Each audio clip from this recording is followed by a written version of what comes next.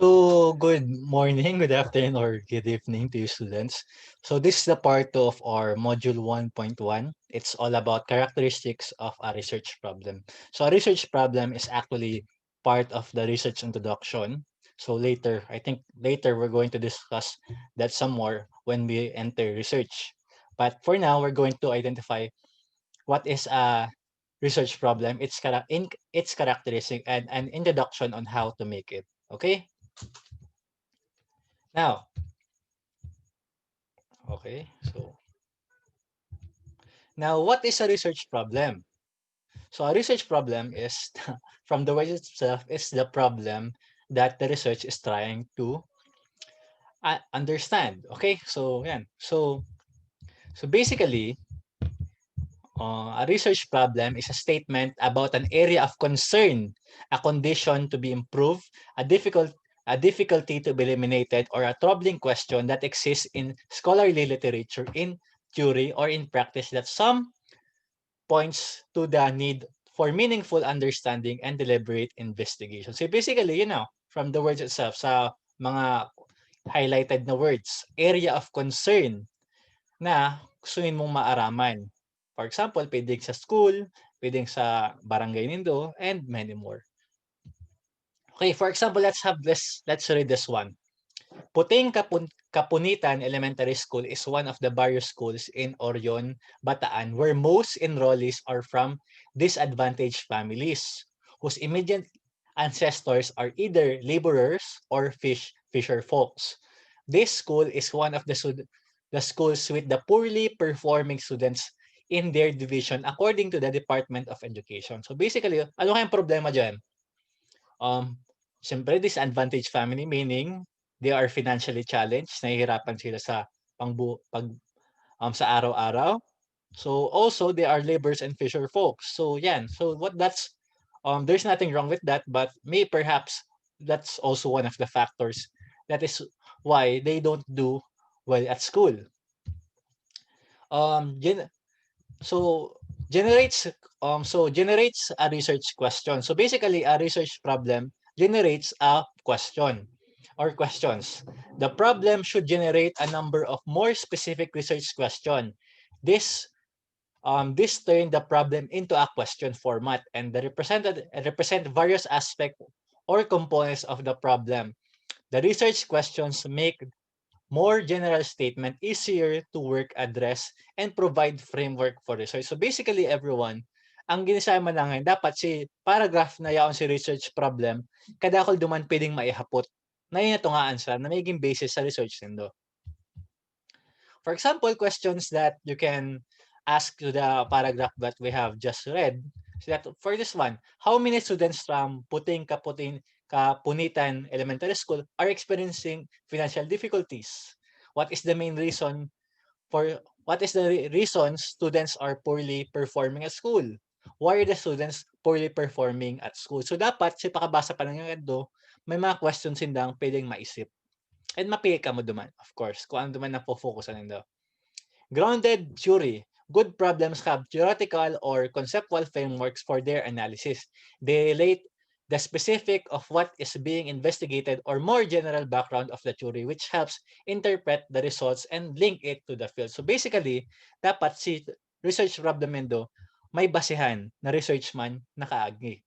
Na for example, you can find an other website that you can relate, a theory you can relate. For example, how about this one? So this is a graph that found in the I found. So this one is so the students who have higher stressors have for example poor families or poor that's not financially challenged families are are more challenged because they have more stressors. So mas stressinda kaysa duman sa mga non-financially challenged. Okay po. So yan o. So base siya sa developmental psychology. For example, also related to academic fields of study, good problems relate to academic fields which have adherence and boundaries. They are typically journals which adherent to dates. Ibig sabihin, related siya, for example, sa psychology, related sa science, sa math, and many more. So dapat related sa academic fields. Ay po, based on it is also based on literature. Related for the related former points stated problem will relate to research literature. Tight problems often relate to a well-defined body of literature written by a select group of researchers and published in a small number of journals. So basically, I think you are not familiar with literature. Ibig sabihin mo lang kayo, yung mga dating research na tungkol dyan sa topic na yun. For example, ang gusto nyung pag-ulayan, effects of poverty to academic performance, for sure, kadakol na kayong researcher na nag-adal dyan. So ito si mga na-discover ninda, yun na to si related literature. Pwede itong gamiton para magdagdag information para mas magka-idea ka mo tungkol mas sa sadili ng research. For example, we have this Bradley and Corwin, 2002. A child who comes from a stressful home environments tend to channel that stress into disruptive behavior at school. So basically, sasabi man lang kayan, pag si Aki ngaya, for example, sa arong nila, pirming magulo, tapos siya, pirming naabuso siya, more likely, magpasaway siya sa school. Thus, maluya man si academic performance niya. Diba? Students raised in poverty are especially subject to stressors that undermine school behavior and performance. For example, girls exposed to abuse tend to experience mood swings in school. For example, si mga girls na may abuse sa harong ninda, pwede magka-mood swing from time to time. While boys experiencing impairments in curiosity, learning, and memory. And for example, sa boys man, really ngawon silang maray kasi kadao silang stressors na kung na bagay nagpapastress sa inda. Malay mo, nagkatrabaho, nag-working students or sa girls man, sinda ang kadako silang responsibility dahil sila makafocus sa school. Next. Okay. Potential significance. This is the important, the so what question. Who cares once you solve the problem? At the very least, the problem must have importance to the researcher, but ideally, it should be also be of consequence to others. So basically, everyone, ang gusto mo lang sabihin kanina, dapat sa research nindo, dapat may importante, 'di ba? Na bako lang beneficial sa indo kundi sa community. Like for example, one Ma'am Joanna and I researched about the problems in reading. Na-discovered me na kadakol na sakitan pa magbasa. And of course, nagibo kami paagi para mas makatabang sa inda.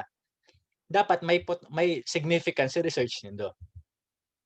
Next, community. So for example, community, if students perform better at school, they will be good citizens. Siyempre, kung maray na estudyante, more likely, maray man na mamamayan. Diba? School, if the school is able to find the reasons why students are poorly performing at school, they can come up with better solutions to the problem. For example, na-discover na kaya pala stress kasi for example sa kadakol man mayong balon, gutom or anything sumaka, gibong paagi ang mga teachers and administrator kung paano to masolusyonan. For example, magka-feeding palan or any other solutions. Sa students, if students perform better at school, they will be given more opportunities further in their lives. For example, may estudyanteng marayman palang kuta. Pero, di siya nag-perform sa school, takadako stressor. Pero once na na-remove na to or na-reduce na to, na nailing pala, na matibay pala estudyante, pwede siyang makakuha ang scholarship. And, of course, magamit ng mga naadalan niya further in his life. Okay, doable within time frame and budget. There are logistic factors in terms of ability to actually carry out research. There are no points in pursuing a problem which is not feasible to research. For example, gusto mo ngayon yan, gabos na grade. Gusto mo adalan tungkol sa gabos na grade. Gabos na estudyante kang Rosario National High School. Of course, that's not possible. Why is that? First, may pandemic. Second, it takes a lot of time. There are a lot of students. And third one, the time frame. Kumbaga, for example, fourth quarter man lang to, si research nindo, performance task sa fourth quarter, kukulangan ka mong oras para matapos to. For example, yun lang target nindo, school, Del Rosario National High School, grade level, grade 9 lang. What zone, since may pandemic, tuman lang ka ma-focus, zone 4 lang. So, gabos na grade 9 sa zone 4. So, that is one of the how you can limit. Data is available obtained. In some cases, there are insufficient data to address problem. For example, especially if the research topic is new and you don't have the means or the internet, masakit ang kamo. Always make sure that there is data to help you accomplish research. This one, I can help you. If you can chat me, I can provide you some related literature, some websites where you can find related literature. For example, Google Scholar, ResearchGate, and other more. So these are the must-have in yung mga type 1 sa research problem. It should answer the 5 WH questions, or what, when, why, and how. So for example, how about this one? As grade 12 student of Mangyan National High School, this school year 2017-18, anong question tiga, ano kayan, simbag kayan, Arthur David, who experienced some difficulties in performing because of various reasons such as attitude of his teacher as well as their teaching method, the absence of laboratory, inadequacy of books in the library. He is having difficulties in his quizzes and class performance. So dyan sa mostly, probably, gabos na questions dyan, may simbagan nindo. Okay po. How about this one? It should be explained the purpose of research. With the above mentioned scenario, it is the main objective of the researcher is to determine the common reasons of the poor performance of the students. Therefore, the research findings of that objective become the base of intervention program for the school effectiveness. So, yan, ang sabihin man lang kayo, ang main reason kadtong pag-research para maaraman si pinakarason or si pares na rason kung taano nasakitan si mga estudyante. Probably because, for example, language barrier. Like sa English, I'm explaining in Bicol and English. So, probably some teacher are only teaching in Bicol in English so that students don't understand. Maski may idea man sa sinda. So, probably yan. Intervention ng program. So, ang pag-ano ka do, si nasolve na alaman na problema, duman na mabase kung paano masolve do. Okay, it should be explained the scope of study. Puting National High School, so yan. So, ina si scope. Saan? So, pwede sa puting ka muna dyan, pwede pa yun doon is, specify pa, anong grade level mo na para bako man gabos. Kasi malay mo dyan sa school na yan, madako na estudyante. So, you can specify what grade level or what section either you can research about.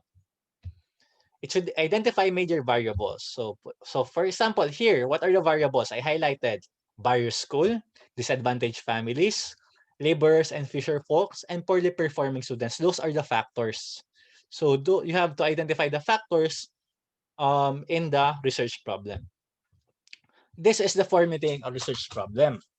Okay, so select a major area you want to investigate. So step number 1, identify broad area. So malawak mo na of your research interest. It can be about social media, it can be about video games, and of course, it should be significant ha. Bako itong basta lang na for K-pop, K-pop, gusto ko ang K-pop. So anong kaimportante yan kadto? Pwede man isipan. Okay, select a major area which you want to investigate. A wide significant must be according to your interest, knowledge, and specialty. Dapat itong ma-idea na kamo. For example, I just mentioned social media, video game addiction, mental health, physical health. As you can see, those are all broad topics. Diba? Napakalawak pa yan, specify pa yan doon. Just like what we discussed in selecting and limiting. Dissect into the broad area sub-areas. Narrow down into specific topic in the researchable and manageable. So ito lang sa ilingin dumaka-research ka mo. Okay po? Physical health, for example, sa physical health, of course, so physical health, that is what is broad topic, but when you specify it can be all about sleep deprivation or pagkapuyat ka mga estudyante. Select one sub area that interests you more is feasible and manageable. For example, specific topic, sleep deprivation and sleeping pattern. So anong sleep deprivation? Kulang sa turog. Students need 8 hours of sleep to function well. And sleeping pattern, pattern nyo kasi may effect sa body pag di tama ang pattern kang pagturog. For example, some of you right now are sleeping 12 or 1 or 11, tapos nagmamata, 9 na. So there is an effect to your body. Raise research questions about the chosen area. So example, how does domestic violence affect child's academic performance? Right? How about this one? For example, sleep deprivation. How many students experience sleeping deprivation on because of module learning? So, pirang estudyante ang nakaka-experience ka, na-experience pa yung priming puyat dahil sa modules. What is the average of sleep duration? Pira daang oras ang turog. And lastly, how does sleep deprivation affect students' academic performance in the new normal? So may may effect ba na pagkulang ang turog, mas din nakaka-focus? Bako lang sa academic performance, pwede man sa day-to-day life. So you should ask questions. Formulate objectives. The objectives of the study is basically to stem out research question. Difference between is the object is the written way, the way they are written. So question yan, objective mostly sentence na. For example, to identify the number of students experiencing sleep deprivation and irregular sleeping pattern due to distant modular learning. To identify the main reasons why students are experiencing irregular sleeping patterns. To identify the effects of sleep deprivation and irregular sleeping pattern to students' academic performance. So yan. So base napansin do halos parehas lang siya doon sa question. So tig tribay lang ang form. Okay po. So that will be that. So if you have any questions, you can always rewatch this video, and of course, you can always ask me question in my messenger account. Thank you for watching.